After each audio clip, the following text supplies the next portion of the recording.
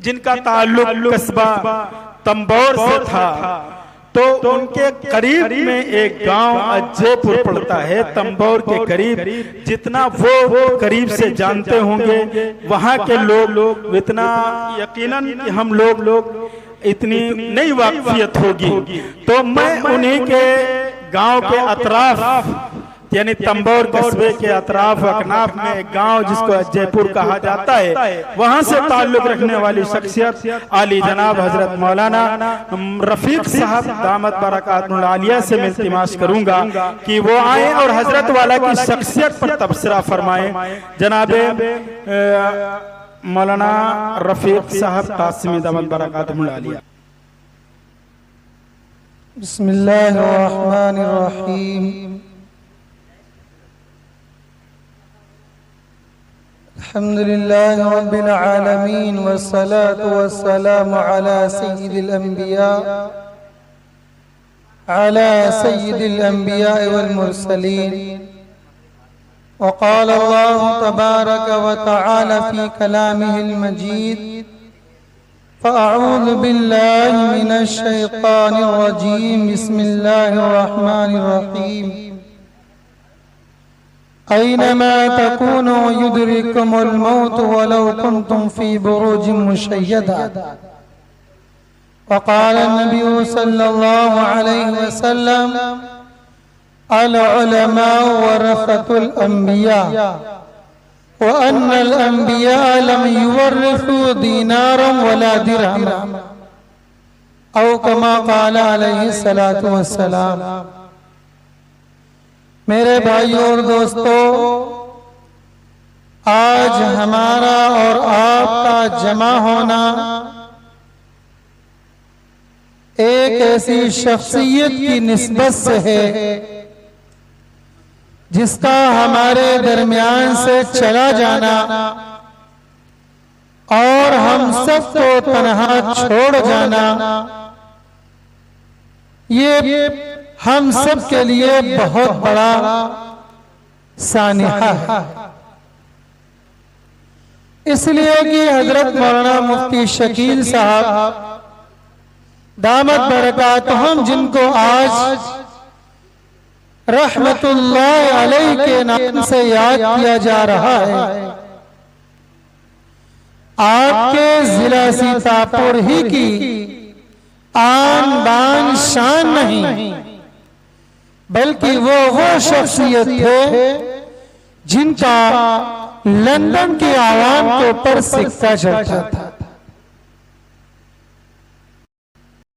पूरे एशिया की वाहिद शख्सियत है कि जिसको अल्लाह ने ये शख्सा कि दारुल उलूम जैसी यूनिवर्सिटी के अंदर फरागत के फौरन बाद आपका तकर्रुर हुआ, वरना वहां के तकर्रुर के लिए कई साल तक उलमा की मुफ्तियान इकराम की दरखास्तें पड़ती रहती हैं और उन सबको ये उम्मीद होती है कि काश मेरा तकर्रुर हो जाए। दुआएं करते हैं। अगर एक तरफ उलमा दारुल उलूम में तकर्रुर की दुआएं करते हैं, तो दूसरी तरफ तलबा दारुल उलूम में दाखिले के लिए कई महीने वहां गुजार करके, रातों को जाग करके, वहां की तैयारी करके और मकाम रसूल सल्लल्लाहु अलैहि वसल्लम पर किताबों का विर्द करके और रो करके ये दुआएं मांगते हैं कि अपने हबीब के सदक़े के तुफ़ैल, जिनके इशारों पे इस तामीर का काम मुकम्मल हुआ है, और अल्लाह मेरा भी नाम इस मदरसे के अंदर आ जाए। इतनी बड़ी शख्सियत का नाम ज़माने तालिब इल्मी ही से तमाम असातिज़ा के अंदर गूंज रहा था कि जब मुफ्ती मोहम्मद शकील साहब पढ़ करके फारिग होंगे तो आपको इस मदरसे का उस्ताद बनाया जाएगा। इसलिए कि ज़माने तालिब इल्मी ही में अल्लाह ने मुफ्ती शकील साहब को वो मलका अता फरमाया था कि आपने ज़माने तालिब इल्मी ही में सुल्लमुल उलूम की शरह मीज़ानुल उलूम को लिखना शुरू कर दिया था, जो इतनी पेचीदा किताब जिसका एक एक हर्फ इतना दकीक कि जिसको समझने के लिए सैकड़ों किताबों का मुताला करना पड़ता है। लेकिन अल्लाह ने हजरत वाला को वो सलाहियत, वो कुव्वत, वो फहम और इदराक अता फरमा रखा था, जिसकी वजह से ज़माने तालिब इल्मी ही से तसनीफ का काम शुरू कर दिया था। और आपकी तमाम तसनीफात हैं, अगर आप इल्म का जौहर हैं, अगर आप इल्म का जौहर हैं, अगर आप सीरत के सिपह सालार हैं, अगर आप किताबत के शहंशाह हैं, से सवार हैं, तो आपने उसी किताबत की लाइन से जो किताबें तसनीफ फरमाई हैं उनका नाम भी रखा गौहर इल्म जौहर सीरत। अगर अल्लाह ने आपको खिताबत का मलका दिया था तो आपने उसका नाम भी रखा था कि देखना तकरीर की लज्जत। एक किताब नहीं, तमाम किताबें हैं। कितनी किताबों का जिक्र किया जाए, अगर आपका खिताब फसाहत व बलागत से लबरेज हुआ करता था तो आपकी किताब का एक एक हर्फ फसाहत व बलागत से लबरेज हुआ करता था।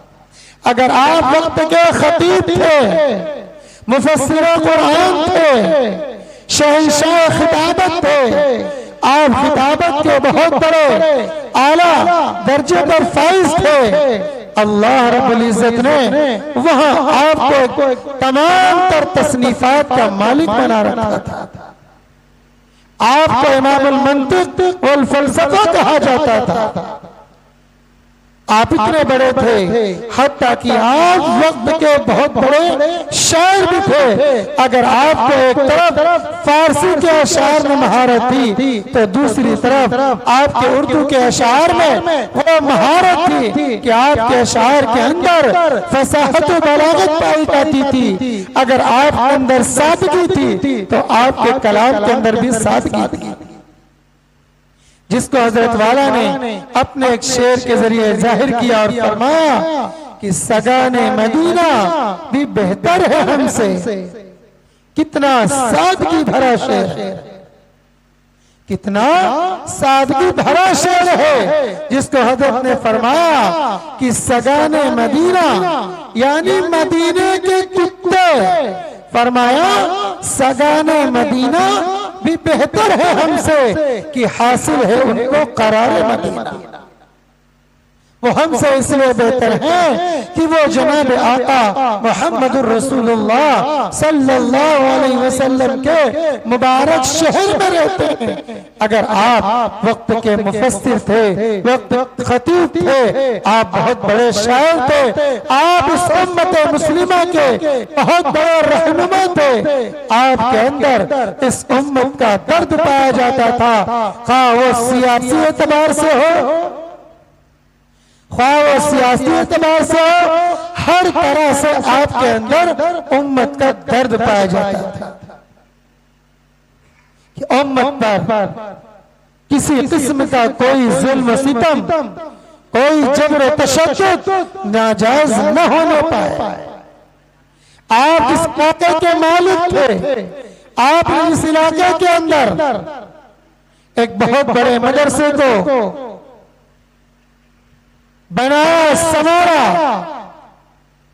आपके वो तलामजा आपकी इस खबर को सुन करके आप दीदा और गमजदा होकर के ज़ारो कतार रोते हुए अपनी ज़बानों से ये कहते हुए निकले कि ये खला अब तो पूरा होना मुश्किल है, क्योंकि ये खला ऐसा है इसका बदल ज़ाहिरी तौर पर तो नजर आ ही नहीं रहा है, क्योंकि अल्लाह ने हजरत के अंदर वो औसाफ, वो कमालात अता कर मौजूदन कर रखे थे जो ज़ाहिरी शक्ल में दिखाई नहीं देते थे।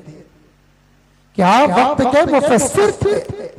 बड़े बड़े मुफस्सिर आपके पास जाकर के इल्म हासिल करते थे, बड़े बड़े खतीब आपकी किताबों से इल्म हासिल करते थे। मेरे ये दोस्तों, आपका इस दुनिया से जाना ये बहुत बड़ा खला है, बहुत बड़ा खला है। दुआ करें कि अल्लाह रब्बुल इज्जत हमें इस खले को पुर फरमा करके और बेहतरीन नेमत बदल अता फरमाए, और अल्लाह रब्बुल इज्जत हजरत की बाल बाल मग़फ़िरत फरमाए, हजरत के दर्जात को बुलंद फरमाए, कब्र को नूर से मुनव्वर फरमाए और पसमानदगान को सब्र जमील अता फरमाए। आपने 12 साल दारुल उलूम देवबंद के अंदर दर्स तदरीस को अंजाम दिया और आपने वो हलचल मचा दी कि आज तक दारुल उलूम देवबंद की दीवारों से वो आवाज आ रही है कि वो खिताबत के शहसवार, वो तफसीर के शहसवार कहाँ है, जिसकी वजह से एक मुफस्सिर भी अपनी तफसीर बयान करने में उस मुफस्सिर की जरूरत को महसूस किया करता था। मेरे भाइयों दोस्तों, इतने बड़े हजरत मौलाना मुफ्ती शकील साहब दामत बरकातुल आलिया थे। आज हमारे दरमियान वो नहीं है, आज हमारे दरमियान वो नहीं है। वो हज़रात जो आपके जनाजे के अंदर तशरीफ ले गए हैं, उन्होंने देखा होगा कि मकामी मजमे की तादाद तो कम थी, लेकिन बैरूनी मजमे की तादाद बहुत ज्यादा थी। बैरूनी मजमे की तादाद बहुत ज्यादा थी और हर आंख नम थी, हर आंख से आंसू के कतरे या तो टपक रहे थे या तो वो आंख आंसू के कतरों से लबरेज थी कि कोई किसी से बात करने के लिए तैयार नहीं था।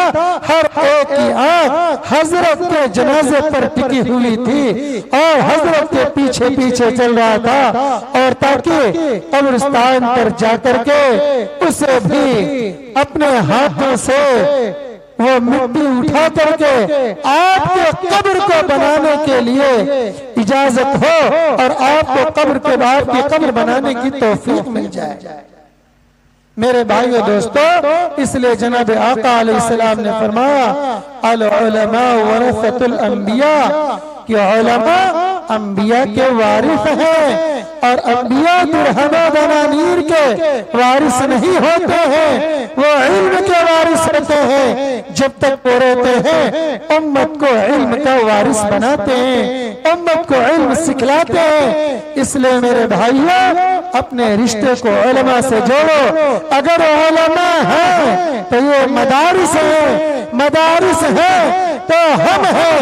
जिस दिन उलमा हमारे अंदर से चले जाएंगे, हमारी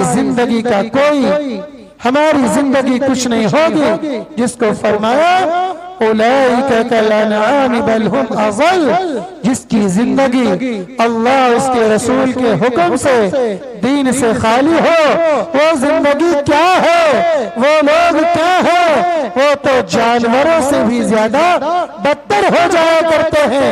इसलिए अल्लाह उसके रसूल की पहचान कराने वाले, दीन को हमारी जिंदगी के अंदर लाने वाले ये उलमा है। खुदारा उनकी कदर करें, खुदारा उनकी कदर करें। हम माँ की गोद से लेकर के कब्र के गड्ढे तक सजदे में पड़े रोते रहे, फिर भी इनकी